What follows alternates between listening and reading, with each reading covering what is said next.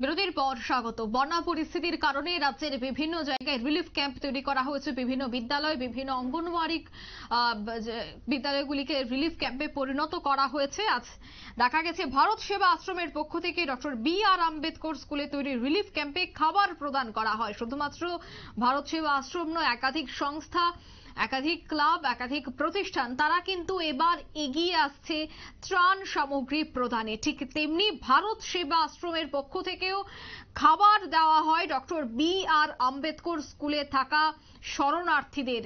কি চিত্র রয়েছে, কি উঠে আসছে শোনাচ্ছি।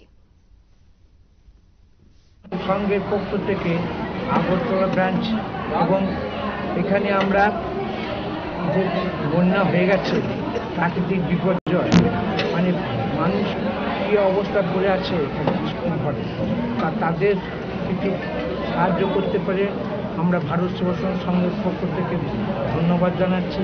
যেসব মানুষ বিপদে পড়ে তাদের ঠাকুর যেন মানে মঙ্গল করুক, এবং আমাদের শুধু এখানে নয়, সারা ত্রিপুরা রাজ্যে বিভিন্ন জায়গায় ধর্মনগর, কৈলাস শহর এবং জয়পুর, বিলোনিয়া এবং এছাড়া আমাদের ভারতবর্ষের যত ব্রাঞ্চ আছে, মানে পশ্চিমবাংলা থেকে আরম্ভ করে যেখানে যেখানে বন্যা কবলিত হয়েছে, তারপর বিহার, ছত্তিশগড় থেকে আরম্ভ করে সমস্ত কেরালা থেকে আরম্ভ করে আসাম থেকে আরম্ভ করে সমস্ত জায়গাতে আমাদের এই রিলিফের কাজ চলছে দীর্ঘদিন।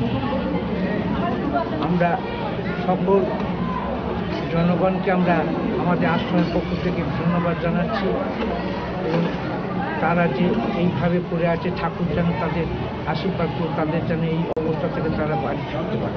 মহারাজ, আপনার পরিচয়টা দেন। ভারত সেবাশ্রম সংঘের সম্পাদক। আপনারা শুনলেন ভারত সেবা সংঘের সদস্যদের বক্তব্য।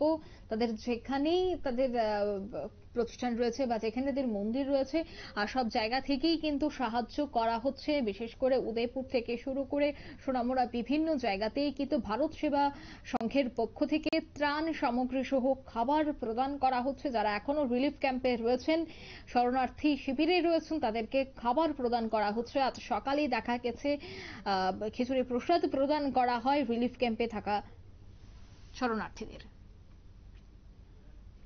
নিয়ে নিচ্ছে ছোট্ট একটি বিজ্ঞাপন বিরতি, সঙ্গে থাকুন।